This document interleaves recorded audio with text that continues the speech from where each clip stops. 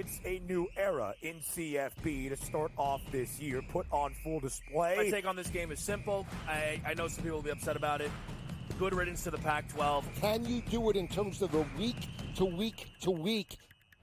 I don't see a pathway for this team to miss the college football playoffs. We want to make sure you have those best bets in the entirety of our betting cards. That was thinking! But he had that program was already going there! Only on SportsGrid. We live in a society right now where everybody's a snowflake, everybody's a cupcake, and everybody thinks that nothing is fair. Everything is like, it's not fair. We should have a better chance. We need more. You know what? I'm old enough to remember when you needed to have a perfect goddamn record to win a college football championship. That's the way it was. 11-1, too bad. Sports Rage tonight, only on SportsGrid. The two guys that can do it all. Too much electricity this morning. This is a good time. We're having a lot of fun. I had to do a triple take. Ka-ching! Why? Because of parity. I didn't mean to offend. Yeah, it's not going to happen. Load management is a dirty word. Let him rip. You know what? Circumstances provide the results. What? How do you do this one? Oh, Donnie, you got such a good show there. A network that is booming. The Early Line, only on SportsGrid. When you look at Marcus Johnson, when you look at Nikola Jokic, these aren't guys that are big, super athletic, dunking and jumping over people. These are just guys that are clean, skilled footwork, and do things below the rim that make the everyday guy look like it'd be like, I can do that. But you can't, and neither can I. Betting above the rim, only on SportsGrid.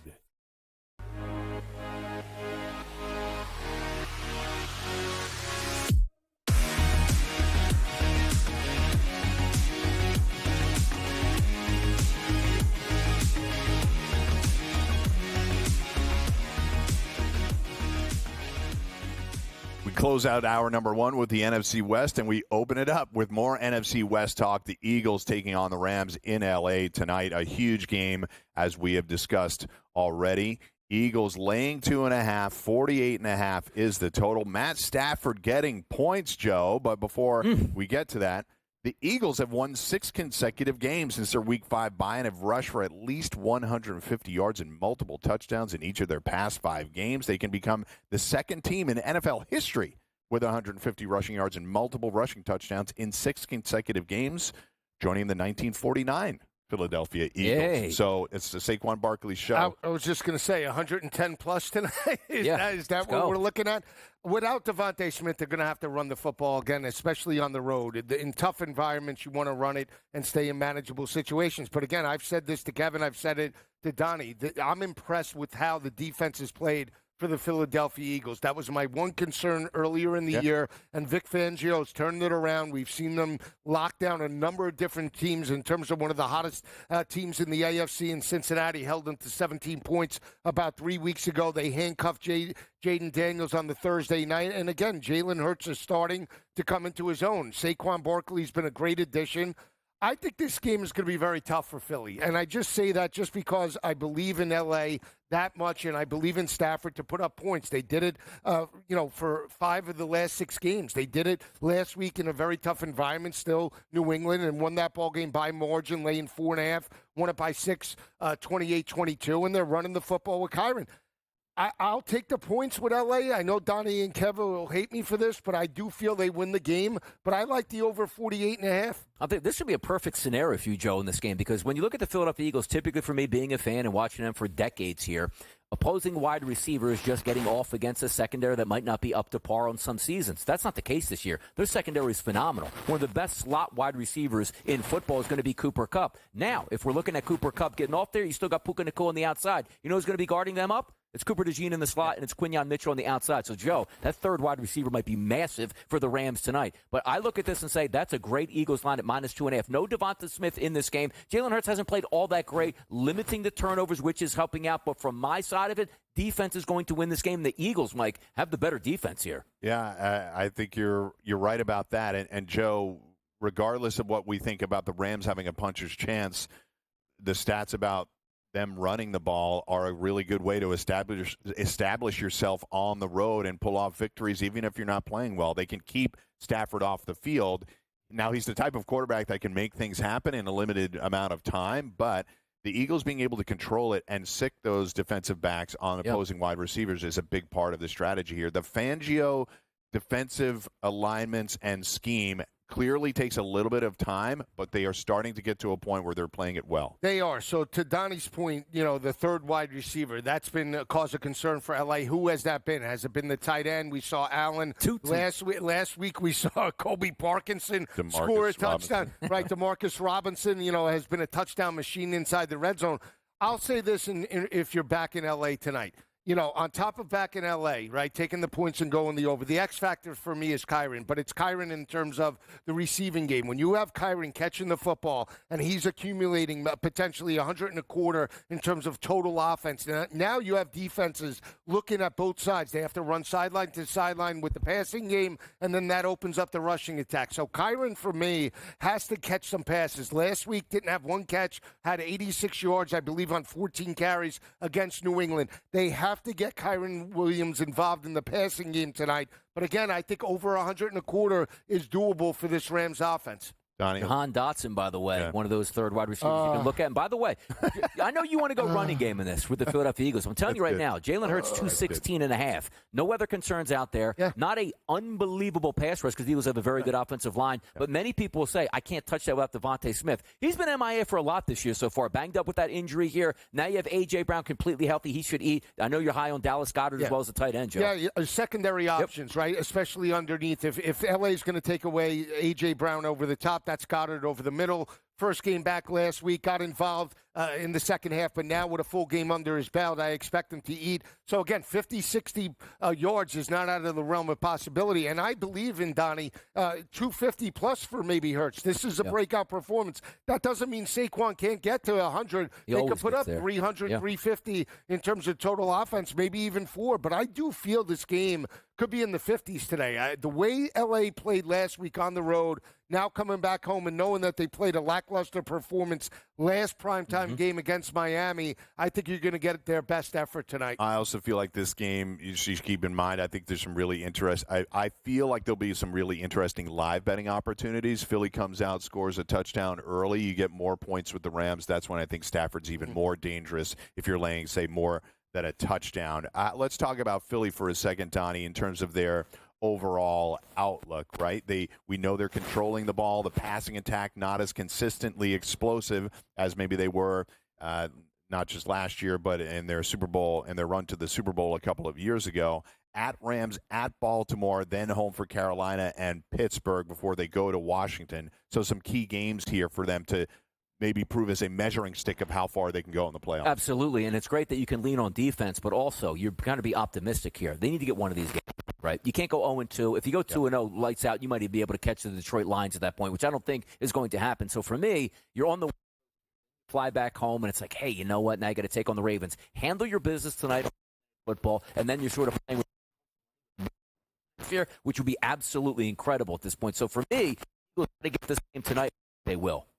Yeah, I think, again, I'm leaning to the Rams here. I think the Rams are the side. But, again, I would alter total up into the 50s. I think both quarterbacks will have success. And, again, I believe in the Rams' defense enough, not to completely shut down Jalen Hurts, but to really limit him enough to pull out this matchup. Again, they might be more aggressive playing on the road, playing at home tonight. Yeah, so Saquon really in the lead for Offensive Player of the Year. He's been spectacular. I think everything they could have asked for. But this could be a game, as Joe lays it out, where props are live, particularly for some of those tertiary wide receivers and pass catchers that you may not they may not be the first name that you think of to bet on in these games. You're going to be thinking of Kupp and Nakua, but what about a DeMarcus Robinson?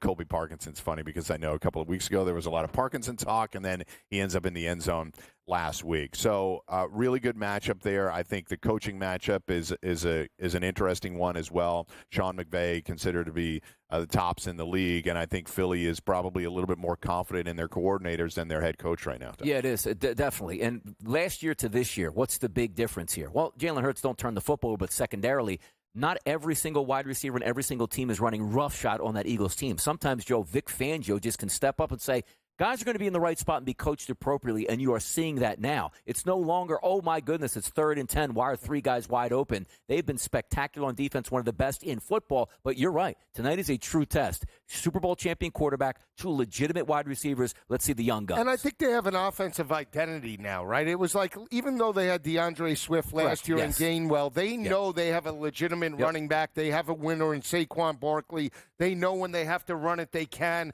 because he's the workhorse. I think that's the difference now, knowing that their offense is built to play both styles. They could run you for 40 points, or if you want to play a lower scoring game where Hurts is completely ineffective or limited, let's say, in the passing attack, they can rely in terms of that offensive line and Saquon to potentially carry it 25 to 30 times to grind out, let's say, a 17 to 13 game. They didn't have that at the end of the regular season. For whatever reason that was, they lost confidence. Once they lost one game, it just catapulted and steamrolled, and that's why they went 1-5 down the stretch, guys. Yeah, just 3 turnovers during this 6-game winning streak here, Donnie. So that's a big part of what was happening with the Eagles last year. Jalen, they are +2 on the season in turnovers, so doing a nice job protecting the ball. Obviously, Saquon a big part of that. They've lost 6 fumbles, so part of that is Jalen Hurts really not throwing interceptions. I think they continue to be a challenge, but they're not free and clear in the division. They still have work to do. The Commanders just 1 win behind them. When we come back, we will be talking a lot more NFL, mixing it up, getting out of the NFC West finally, but bringing you more action on pro football today.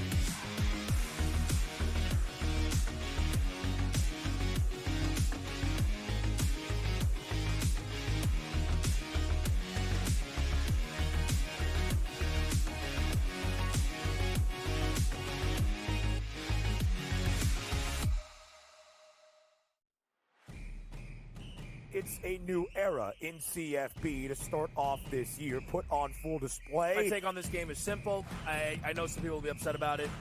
Good riddance to the Pac-12. Can you do it in terms of the week to week to week?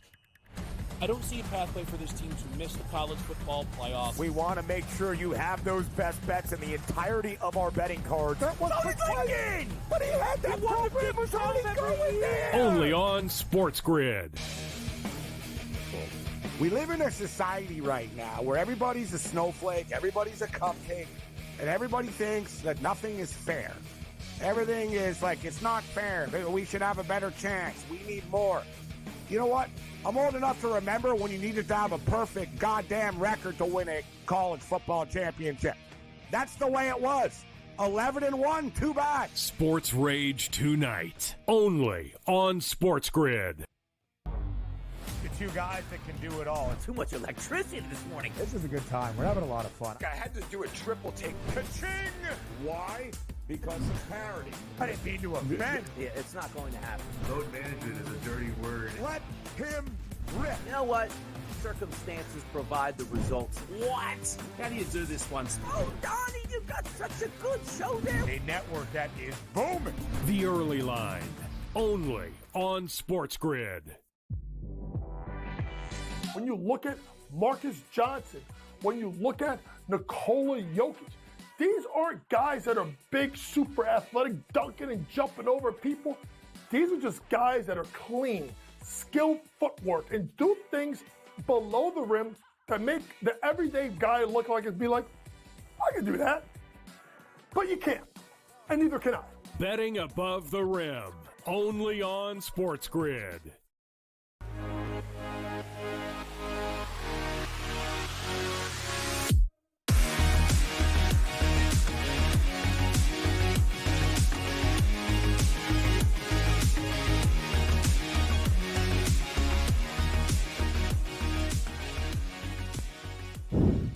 And we are back. A game occurring right here in New Jersey, not too far from our studios. The Giants taking on the Tampa Bay Bucks. Giants catching 6.5 at home, plus 225 on the money line with a total of 40.5. It's probably a game that not too many people are that fired up about, but there's been a lot of change, obviously, with the Giants. Daniel Jones being released, coming off the bye week.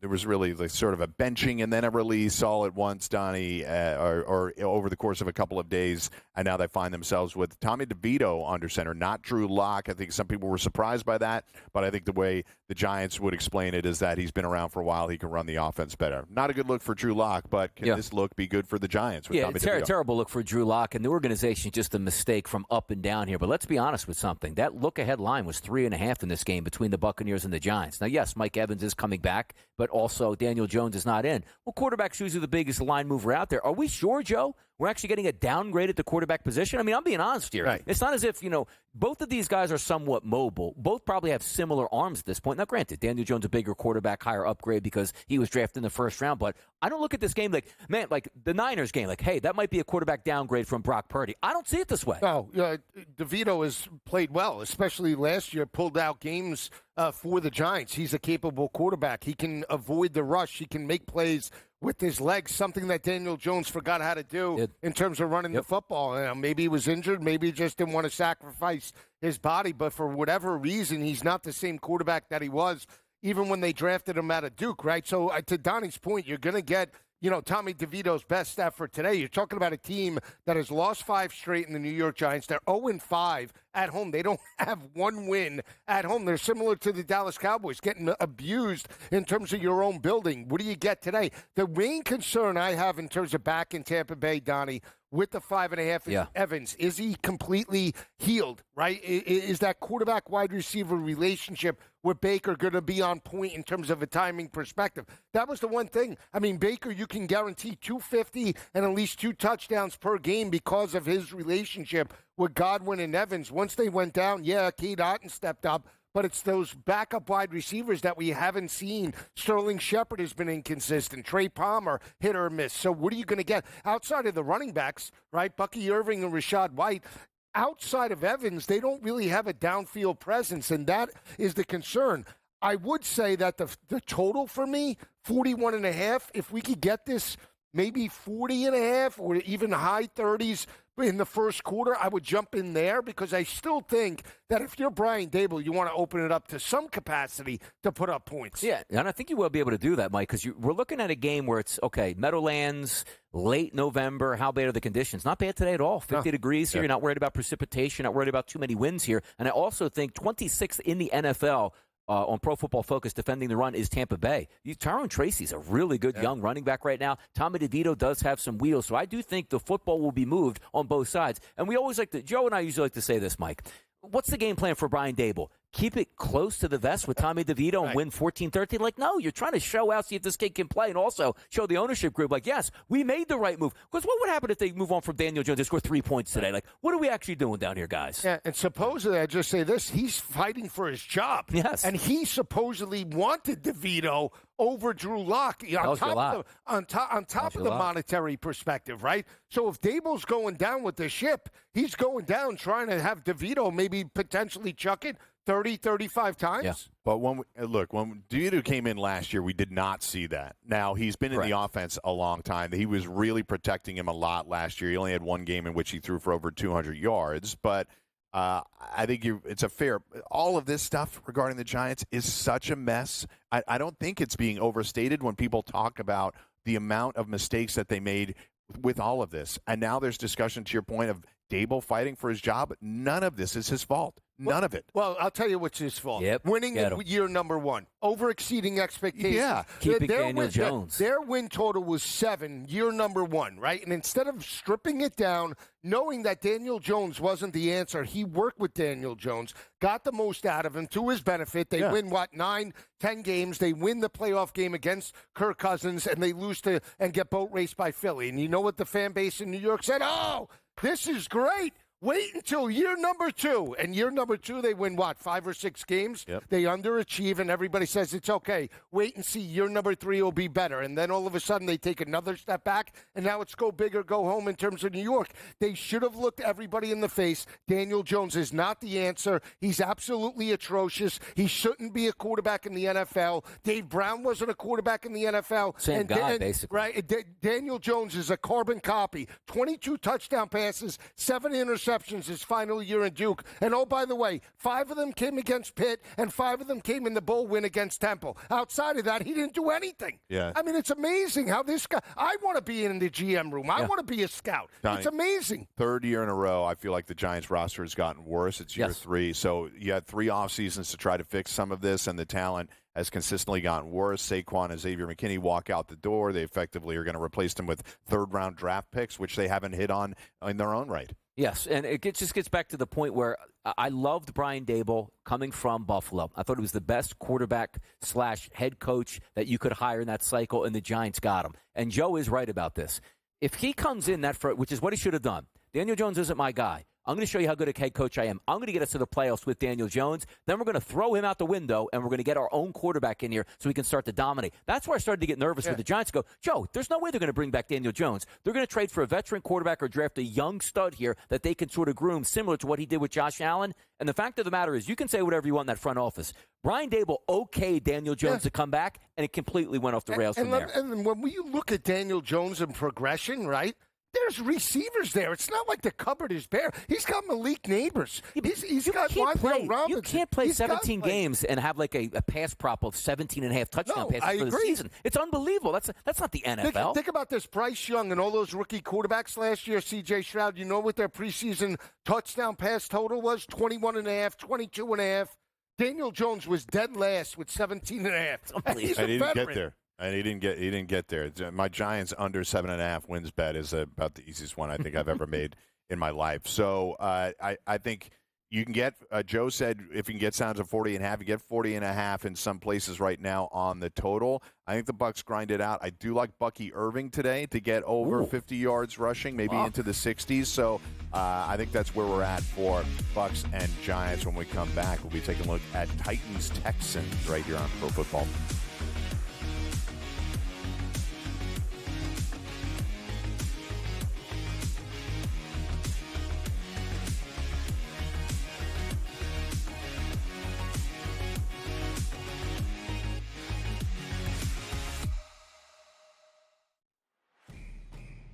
It's a new era in CFP to start off this year, put on full display. My take on this game is simple. I know some people will be upset about it. Good riddance to the Pac-12. Can you do it in terms of a week to week to week? I don't see a pathway for this team to miss the college football playoffs. We want to make sure you have those best bets in the entirety of our betting cards. That was thinking! But he had that program was already going there! Only on SportsGrid. We live in a society right now where everybody's a snowflake, everybody's a cupcake, and everybody thinks that nothing is fair.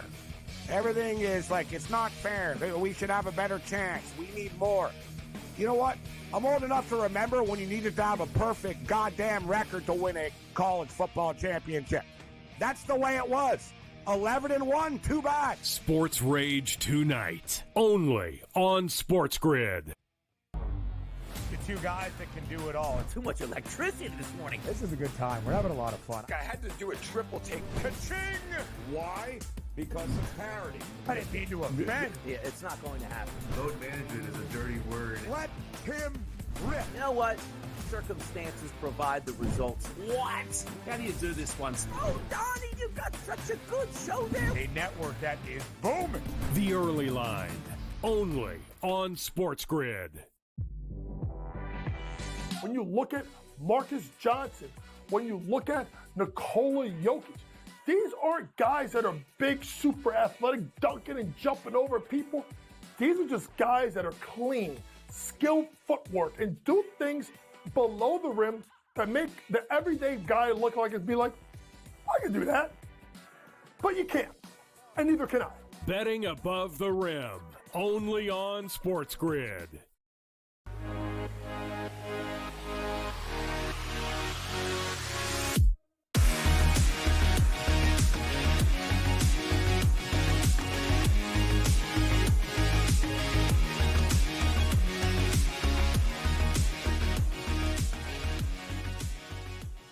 All right, we are back talking Titans-Texans. We move over to the AFC South. Texans laying 8 points here, total of 40.5. Donnie, I'll start it off with you on this one. obviously we have two teams kind of going in opposite directions. Yeah. The Titans have only covered one game this year, but the Texans maybe not playing their best brand of football. The way I see this one, I'll set you up with this. Mm-hmm. The Titans have turned the ball over 18 times with 7 takeaways. Correct. The worst turnover ratio in the league. Houston takes advantage of this. They've created 20 turnovers already this season. So Will Levis has a hard time, and even Mason Rudolph, when he was in there, had a hard time playing clean, and I just don't know how the Titans can punch back here. No, I don't think the Titans punch back at all in this game. Quite frankly, I guess outside of maybe Tony Pollard is going to get a large share of the carries today with some injuries. I don't really like anything coming out of the Titans side. Now, if we flip it back over to the Texans side, which most people are leaning, if you're looking for a game that's like, you know what, let me throw in a teaser, this probably, Mike, will be a perfect game for you because I expect big things. You saw 3 out of 4 losses out of the Texans, and the most crushing one was probably that Lions game, which the Lions to me might be the best team in the NFL. You had them dead to rights at home. But you know what you showed me after losing that game? You go on the road against the Cowboys and absolutely blow the doors off Jerry Jones and the Cowboys in Jerry World. That finished up at 34-10. Look at the next 2 games. It's the Titans and the Jaguars. This is the game you have to plant that flag and say, this is our division, and you go roughshod the next 2 games in a row, which included that first victory already over the Dallas Cowboys. You head back to the division and take care of business. Nico Collins coming back last week, maybe a little bit, trying to test out that hamstring, first play of the game, second play of the game, whatever it was, 75-yard screen pass that does get called back. He should be fine. He should be ready to go. No Snead in the lineup here for the Titans. Anytime you look at Will Levis, Joe, it's like this offense actually has the capabilities to move the football. Then you remember it's Levis. Go, why did I ever try to bet that side here? I'm not saying we're going to have a 3-point game, a 13-point game, or 23-point game. What I'm saying is whenever the Titans show up for me, they're out. I'm out. So I'm taking Texans. I would only bet the Texans and the under, but I'm not betting this game. I would look from the props perspective. I'll say this about the Tennessee Titans. Whoever their scouts are in terms of finding quarterbacks, fire them immediately. Malik Willis gone. Will Levis gone. No NFL quarterback, right? Tanny? Tannehill was brought in at least from a veteran perspective, but fire the scouts from the college perspective because they can't identify talent. Will Levis was never an NFL quarterback. I'm sorry. Didn't do it at Kentucky. Certainly didn't do it earlier in his career at Penn State. The only player that I would look at from the Tennessee perspective, wide receiver Calvin Ridley's been more consistent since D-Hop's been out of that lineup. They've been throwing him the ball, multiple targets, going through his number, has a 53.5, 54.5 number today. But, Donnie, you're going to love this. You brought up Nico Collins, 77.5, plus 140 anytime touchdown today. He's in. He's in today. Because Mixon is minus 190. You're not. He's in today, too. He's in today, too. You're not getting me in on Mixon. Ogbowale? Who you got? How about Tank Dell, 48.5, and then Mechie with 19? Oh, come on. Mechie, 19.5. Every drive. Oh, he's got 7 yards. 25, Make it 28. 40. He's got 25. Make it 42. But plus 140 is a good number for Collins today. Yeah, touchdown passes. I like it. One thing to highlight about the Titans is that they are the lowest scoring second half team in the league. We talk a lot about teams that try to compete in the first half. Right on Maybe your they keep it tight. They score less than 8 points a game in the second half of these games. You have a second half total that's 19.5 and a Texans spread of 3.5 in the second half. I'm with you guys. I think it's all Texans here. Well, let's talk. We don't have a lot of time to talk about Chiefs-Panthers, but that's another big spread. Donnie, you talked about a teaser scenario with the Texans. How about those Kansas City Chiefs going on the road to Carolina, laying 10.5? Carolina banged up quite a bit. The total just 43.5. The Chiefs coming off of that loss to Bills, their first of the season, first time they allowed 28 points or more since the Super Bowl against the Philadelphia Eagles that they won. How do the Chiefs level set themselves today? This should be an easy win for the Chiefs. Now, easy win meaning that, hey, we were up the entire game, we won by 8 points. That's usually the Chiefs' MO. Hey, we're up 13 points. We're just not going to cover this large spread that we have. But this is a perfect backup plan for the Kansas City Chiefs. Huge game against the Buffalo Bills. You don't win it. What defense you want to go up against? It's the Carolina defense here. Over 1.5 touchdown passes for Patrick Mahomes for me. And also, Kareem Hunt with no Pacheco. I think this is the last stand for Kareem Hunt. If you want to back him, you better get in now, Joe. You're only concerned back-to-back road games, so that's always a concern. Are they a little sleepy going up against Carolina, who they just compound into the ground today. I think that's a concern. But 43.5 has me intrigued because I think if you're Pat Mahomes in that offense, you want to show that, hey, we are the better team. Last week was an aberration. We're going to pound this team. Let's get over the total. So over 43.5. I don't like the side. I would lean to Kansas City or bust, but I'm over D-Hop and over Worthy props-wise. Yeah, only this. Kansas City's only scored 31 time against Tampa Bay. I think they jump on the Panthers here. Panthers under 15.5. Chiefs second half. Chiefs over. Forget.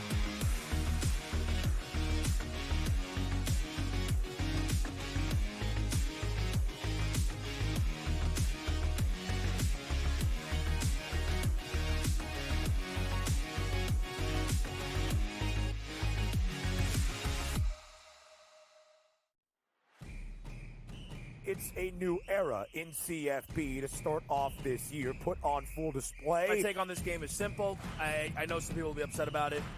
Good riddance to the Pac-12. Can you do it in terms of a week to week to week? I don't see a pathway for this team to miss the college football playoffs. We want to make sure you have those best bets in the entirety of our betting cards. That was Lincoln! But he had that program was already going there! Only on SportsGrid. We live in a society right now where everybody's a snowflake, everybody's a cupcake, and everybody thinks that nothing is fair. Everything is like, it's not fair. We should have a better chance. We need more. You know what? I'm old enough to remember when you needed to have a perfect goddamn record to win a college football championship. That's the way it was. 11-1, too bad. Sports Rage tonight, only on SportsGrid. Two guys that can do it all. Too much electricity this morning. This is a good time. We're having a lot of fun. I had to do a triple take. Ka-ching! Why? Because of parity. I didn't mean to offend. Yeah, it's not going to happen. Load management is a dirty word. Let him rip. You know what? Circumstances provide the results. What? How do you do this one? Oh, Donnie, you've got such a good show there. A network that is booming. The Early Line, only on SportsGrid. When you look at Marcus Johnson, when you look at Nikola Jokic, these aren't guys that are big, super athletic, dunking and jumping over people. These are just guys that are clean, skilled footwork, and do things below the rim that make the everyday guy look like it'd be like, I can do that. But you can't, and neither can I. Betting above the rim, only on SportsGrid.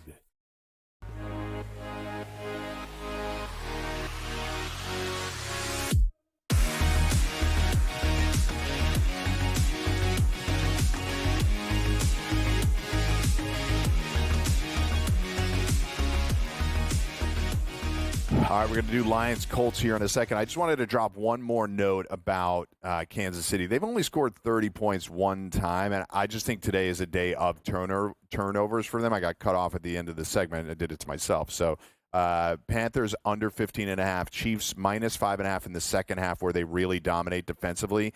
And I think the Chiefs are a real teaser opportunity, like we said. The Panthers' 2-game win streak got one coach fired and another quarterback released. So you can see what it means to when you're not competitive against the Panthers. Let's move on to this Lions-Colts game.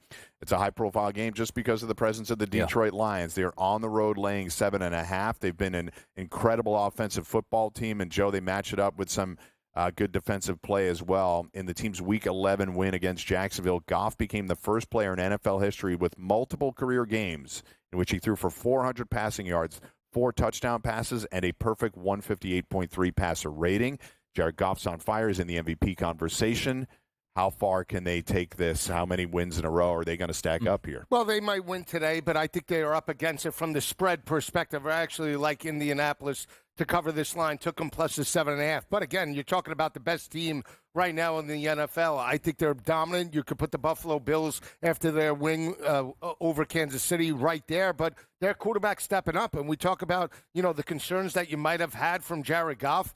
I mean, unbelievable. 70% completion percentage in almost each and every game. I mean, they're running the football consistently. They have multiple playmakers. Again, they're built much like and better than Arizona. The big four, quarterback, running back, wide receiver, tight end, offensive line, defensive line.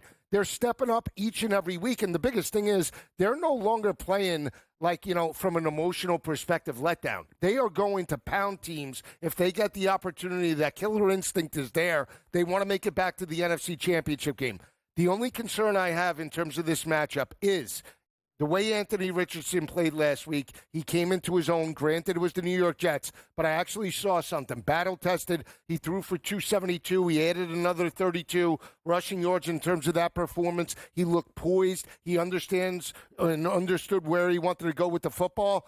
I think they're playing with house money here. I actually liked them. Took Anthony Richardson, 250 plus, Donnie, plus money, and 2+ touchdowns with Pittman over his total. And by the way, too, a couple rushing touchdowns last week as well, which you love to see. Now, let's understand something from a Detroit perspective. That's a really good football team and probably the best overall in the NFL. But if you go back a couple weeks here and start to look at how they beat teams, start with that Dallas Cowboys game. Smashed them, 47-9. That's a bad football team. How about the next week against a good football team on the road with the Vikings, 31-29. Following week, they go home and they absolutely destroy the Titans, 52-14. Bad football team. Then they go on the road and take on the Packers, 24-14. Much more measurable game there. Then they go on the road again. They probably should have lost to the Texans, but credit, they still won. But that's a good football team, 26-23. Jaguars, bad football team. Mike, where'd that end? 52-6. There's an MO here. They're a good football team. They win games. If you let them, which means you're an inferior opponent, they will crush you. I don't know if we're getting an inferior opponent today. Yeah. I like what I see here, and I'm getting over a touchdown from Indianapolis. Am I calling the outright upset? No. But the MO here for the Detroit Lions is if you're incompetent, they will blow you out. I think you're going to get a competent Colts team today and enough to cover that spread. One key injury there, Bernard Raymond, starting left tackle for the Colts, will be out for this matchup. So does that create more pressure on Anthony Richardson? He obviously has the ability to create with his legs. So I think it is an interesting game for all the reasons that you stated. Plus, the Colts are a hard read. We don't know exactly what we're going to get out of Anthony Richardson each and every week. And you have the Lions putting up crazy numbers for 2 more. Amon-Ra St. Brown can become the 5th player ever with a touchdown in 9 consecutive games within a single season.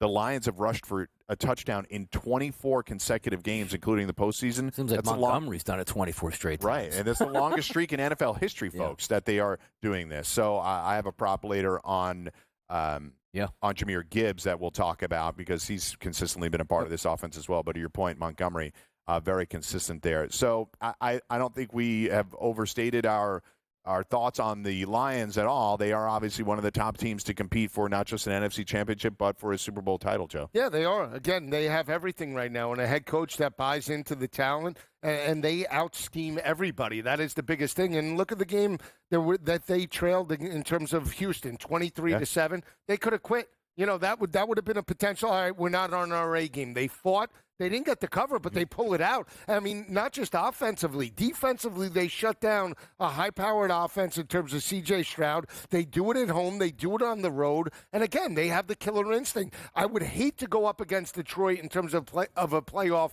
situation, especially in terms of Ford Field. They've been dominant there. Again, they have everything it takes. They just now have to keep their eye on the prize and the lapses. You can't have what Philadelphia had last year where in the second half of the season you tail off. Yeah, and you know what I like about this game, too, is you line up. Typically you say, okay, there's really good offensive weapons on both sides. You're getting terrible pricing here. Just looking at FanDuel right now, Dave Montgomery is the highest on the leaderboard at -155. Joe, I know you love this stuff. Sam Laporta, +220 back in the game today. Jamison Williams, +250 on the outside maybe for a deep shot there. So you're looking across that board. Amon-Ra St. Brown, only a -110 here. I think we do get some action here, but I'm going to be really impressed. We don't want to say like measuring stick game. It's unfair for like a Week 12 measuring stick game. But I really want to see Anthony Richardson, after getting sat down, love the way he was against the Jets. Now he's at home. And also for him to score a touchdown today, +195, busted in 2. Look, if they're at the 2-yard line, why aren't you just running him in, right, Joe? Again, and that's the biggest thing. If he has confidence early, I expect it to continue throughout the game, right? So if he sees an opportunity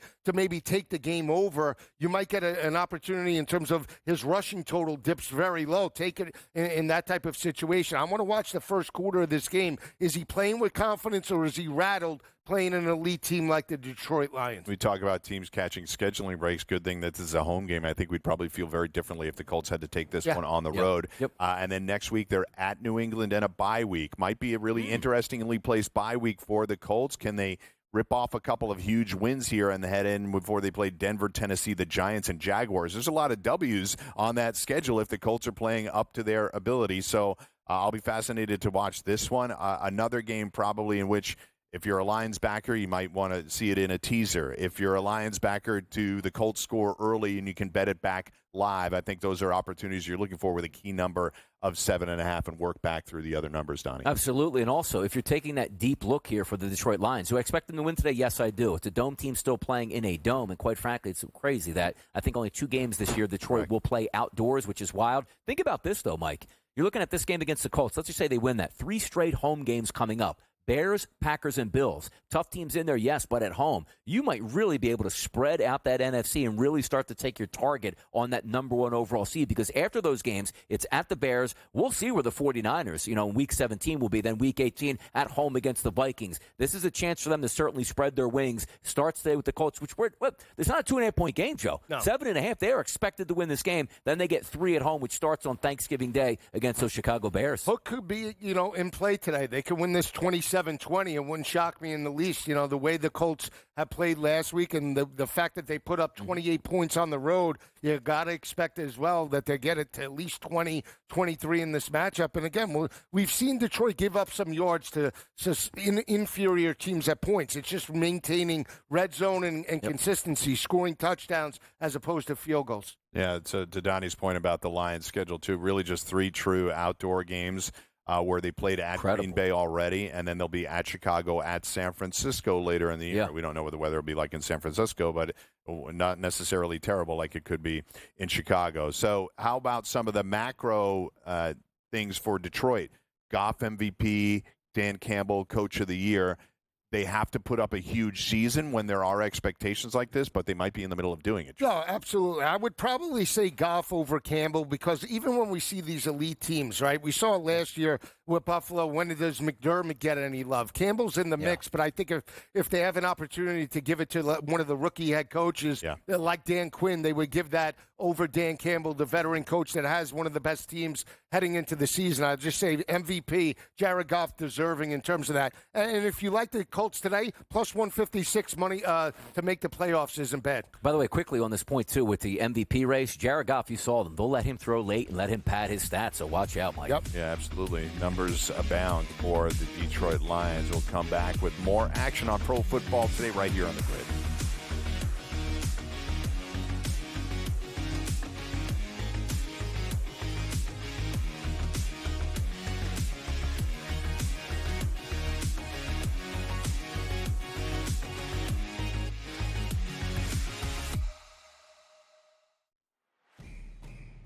It's a new era in CFB to start off this year, put on full display. My take on this game is simple. I know some people will be upset about it.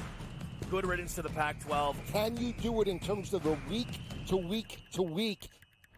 I don't see a pathway for this team to miss the college football playoffs. We want to make sure you have those best bets in the entirety of our betting cards. That was thinking! But he had that program was already going there! Only on SportsGrid.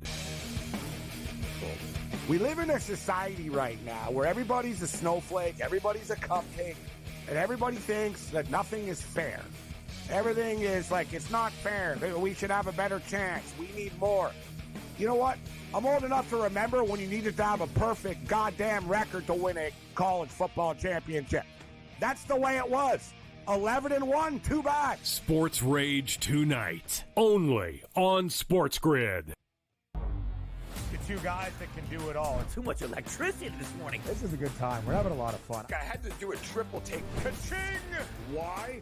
Because of parity. I didn't mean to offend. Yeah, it's not going to happen. Load management is a dirty word. Let him rip. You know what? Circumstances provide the results. What? How do you do this one? Oh, Donnie, you've got such a good show there. A network that is booming. The Early Line, only on SportsGrid. When you look at Marcus Johnson, when you look at Nikola Jokic, these aren't guys that are big, super athletic, dunking and jumping over people. These are just guys that are clean, skilled footwork, and do things below the rim that make the everyday guy look like it'd be like, I can do that. But you can't, and neither can I. Betting Above the Rim, only on SportsGrid.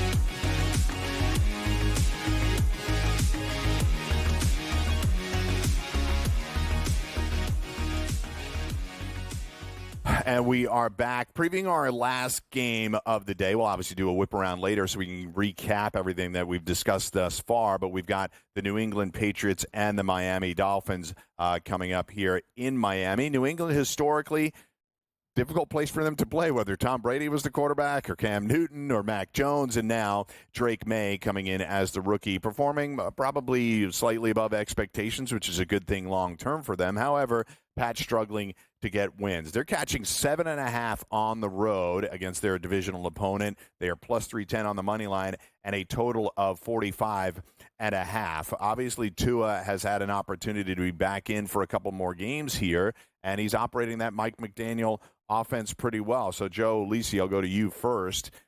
Your Miami Dolphins.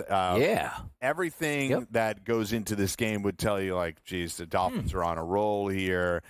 This should be an easy one for them, but divisional opponent. What do you think? And even at home, they struggled, against opponents. We saw week 1 against Jacksonville. They win that ball game by 3. They lose to Arizona. And even Las Vegas was in that game in the second half. Yeah. If Gardner Minshew makes enough plays, they definitely cover the number, and they couldn't get it done. But here's the problem. I mean, from an offensive perspective with New England, if this game does start to trend the way last week's game did with L.A., higher scoring, then that favors Tua, and that certainly favors those playmakers like Waddle and Tyreek Hill. Now, Tyreek Hill has not been the same player since he got hurt in the middle part of the season, and I put a lot on Mike McDaniel for the scheme perspective as well, not creating one-on-one matchups for them. This is an opportunity, Donnie, where they have to get to at least 30 points. If L.A. puts up 26 on the road last week, Miami has to get in the 30s. I think they win, but don't be shocked if New England covers this line. Again, a divisional line, a divisional opponent, and I still believe New England can run the football on them. That is the weakness of Miami. If you can run it on them, you have a chance to cover lines. You do, and take a look at, since Drake May's been the quarterback, look at the past month here. Jets 25-22 in that game there. Titans, you take the loss at 20-17. You beat the Bears 19-3. Then you have the Rams 28-22. What's the case in point? They're hanging around playing better football here. So you look at the stat line here for Drake May, 10 touchdown passes, 6 interceptions. I think he does have a pretty good day today against Miami. I think Joe hit the nail on the head, too. You can tell me right now, Devon Achane completely healthy, all wide receivers in motion with Tua Tagovailoa. They have a chance to really blow the doors off the New England Patriots. But if you're not getting 100% health out of Tyreek Hill, which we know you're not getting right now, Jalen Waddle, where are you at, man? Step up and do something here. I think this is if I'm having to pick one player that I really like from the Miami Dolphins today, it's Devon Achane. Touchdown props and rushing props, I think, make a lot of sense. But I do think a surprise team today could be the New England Patriots hanging around late in that football game, Mike. If that plays out the way you guys are stating, and I'm actually leaning that way as well, I kind of like a Tua over on pass attempts, over 31.5. If they start to distance themselves from the Patriots, then you're going to see more of a rushing attack, and that one goes away. But Tua very consistently hitting in the 30s on pass attempts. So kind of like that one there. But I think there's a more interesting discussion. We know what New England is, right? This is a transitional year. They're trying to get Drake May some snaps, and I think everybody's generally pleased with what his progression looks like. The defense, they've played a lot of games tougher than we probably anticipated, including last week.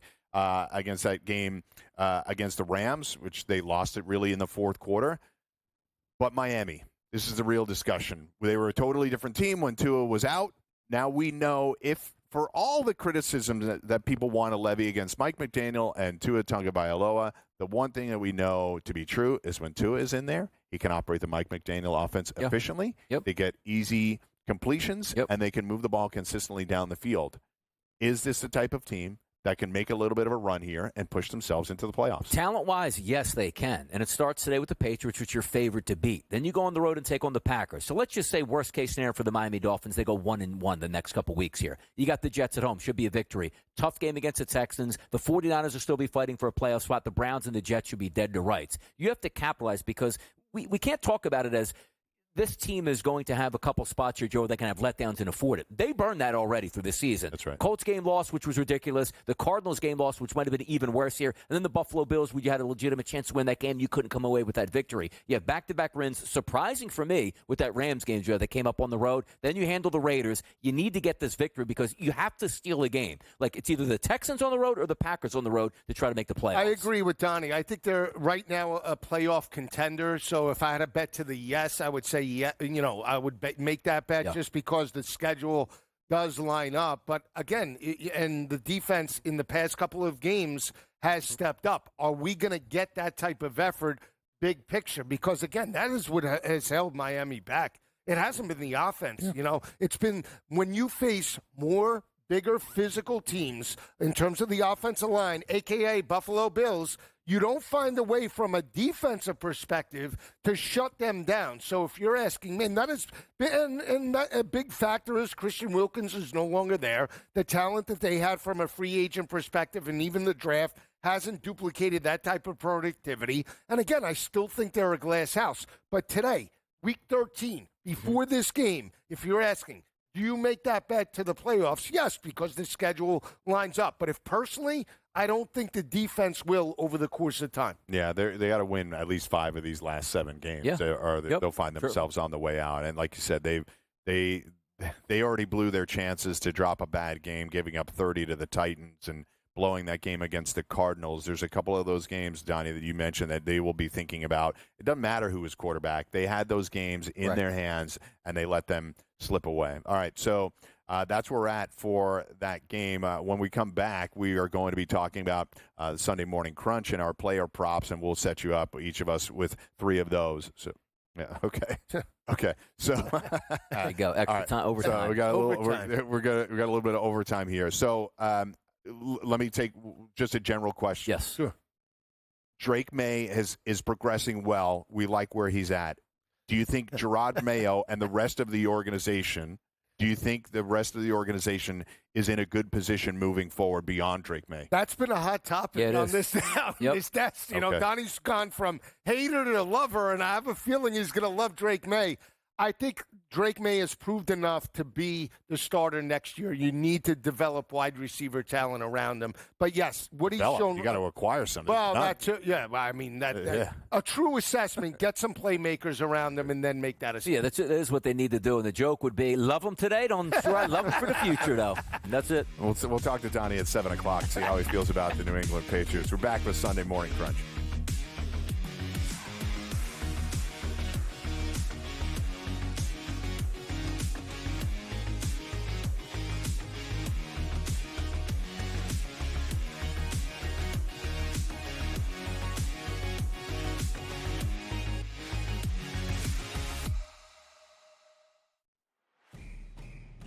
It's a new era in CFB to start off this year, put on full display. My take on this game is simple. I know some people will be upset about it.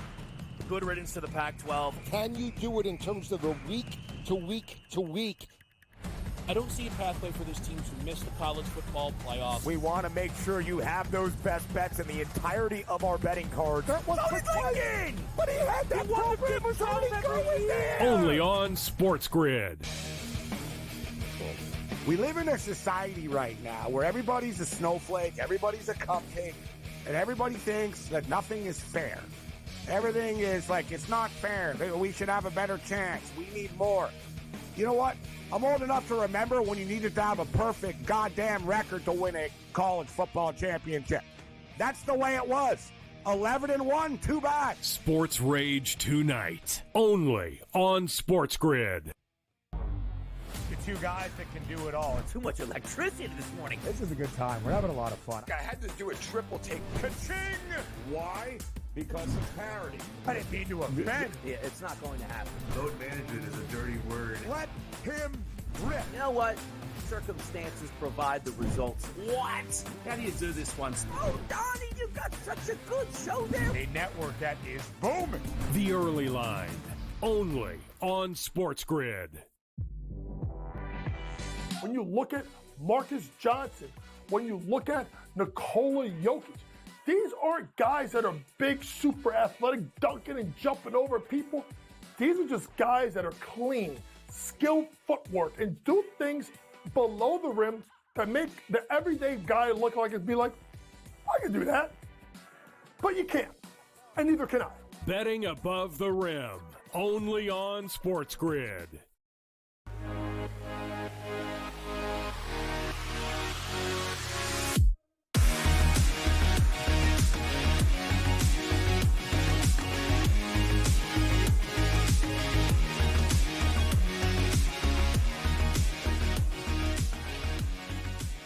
We're back with the Sunday Morning Crunch. This is the time of the show where we tell you what our favorite player props are.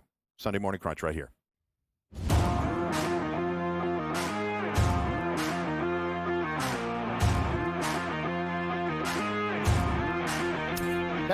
You're kicking it right to Absolutely. Look at that. I was told you fire him off No, first, so you're good. I thought there was a little, no banter. breakfast. Let's get right into it. He was buying Bitcoin right there.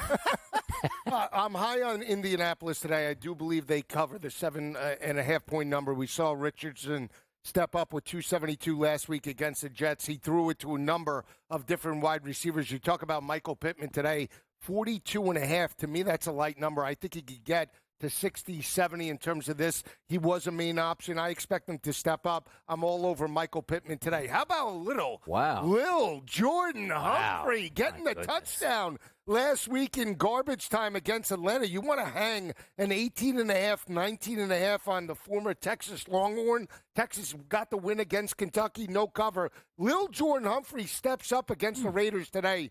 Donnie mentioned how bad the Raiders' defense is. We saw Tua attack them over the top. He's a big wide receiver. That's one or two catches. You're getting a light number in terms of Lil Jordan Humphrey today. I think Denver does win, but potentially not cover that 5.5 point number, so he'll step up. And then James Conner. I like the rushing attack on the road today against Seattle. Even though I think Arizona wins this game by double digits and Kyler puts up numbers, I'm all in on them wearing down Seattle's front seven. Christian McCaffrey only had 79 yards last week. That was on the road for Seattle. Coming back home, I think he blows through that number, 80, 90 plus today, Donnie. Yeah, I guess if you are looking from Arizona perspective, if they're winning that football game, and if they do win by double digits, that's an extra 4 to 5 carries for Connor in the fourth quarter. Good looks there. For me, heading to MetLife Stadium to start it up, DJ Tommy DeVito over 20.5 rushing yards in his NFL career, which hasn't been that long, 5.4 yards per carry. He's going to be excited for this game. If the pass rush does start to get home on not a great offensive line for the Giants, he's got the wheels to get at least 21 yards in this one. And let's also pick on one of those secondaries. He's going Little Jordan over here. I'm going big guy here, Cortland Sutton, the A1A threat on the opposite side. 55.5 receiving yards for Cortland Sutton. 4 straight games with 70-plus yards receiving, coming into his own. Bo Nix coming into his own. The perfect scenario against a terrible secondary. My final one, Patrick Mahomes. I'm just keeping it simple, stupid, as I like to say. Over 1.5 touchdown passes against the worst defense in the NFL. And also, Patrick Mahomes struggling a bit to start the season. How about 3 of the last 4 games? A minimum of 2 touchdown passes for Patrick Mahomes. There's my 3-spot, Mike. I'm ready to get after it today. All right, a lot of overs on this desk, and it continues with me. I'm gonna stick with the Lions-Colts game. I know you guys are shying away from it. I'm taking 2 shots here on that game. We're going to start it off with Jahmyr Gibbs, over 90.5 rushing plus receiving yards. He's hit this in 7 of 10 games and 5 of the last 6. I think the Lions will be able to put up points today, even if the Colts keep it close, which I don't expect quite as much as these guys. I think that Jahmyr Gibbs will be a big part of the Lions being able to put up points. Number 2, Joe likes Arizona and James Conner. I do as well. Marvin Harrison over 52.5 receiving yards. I think coming off a bye week, that number is just way too low for me. He's hit this in 2 of his last 3 games. I like it a lot coming out of the bye. Keeping it simple there. We know Seattle's had some defensive struggles, and I just think that primary target, along with Trey McBride for Kyler Murray, will have a good enough game to clear that number. And Anthony Richardson, I think he's going to be asked to do a lot, and I'm not saying he doesn't answer the bell at all, but I like him to throw an interception today. It's at minus 150, so a little bit of juice on that, but he has turned the ball over in 7 different games this season. So keeping it simple there. Mostly positives, like some overs, but always keep in mind that the unders are in play in certain places as well. Sounds like he's hating. Sounds like he's hating on the Colts. I think he's hating on the Colts a little bit today. A little bit. That's all right. A little bit. Double-digit win for Detroit? He's predicting way under on Anthony Richardson today. I think double-digit win, but it's not not like a last week situation. I think maybe it's a 7-point game in the fourth quarter and the Lions tack on 1 to win it. That's sort of where my head is at. I'm with you guys. I'm with you guys to say that, and Donnie's made a really good point about saying that the Lions have beaten up on a lot of bad teams. Yes, they have. So I think they're the best team in the NFL. Right. The Detroit Lions. I do. Yeah. And he's got him for NFC championship. Yep. I love them. Yeah, and I'm not saying you're doubting them at all, but it's worth exploring the fact that they blow out the bad teams and have had some struggles against the better teams as well. But it is the NFL. Everybody's getting paid. Pro Bowlers on all sides. So when we come back, it's hour number 3. We got our guests coming up. We've got Adam Kaplan. We've got Dr. Chow. We'll do our whip around. We'll do our best bets. A lot of action in hour number 3. We put together all the information we put in those first 2 hours. It's Pro Football Today with Mike Blewett, Joe Lisi, and Donnie Wright. Side back with more after this.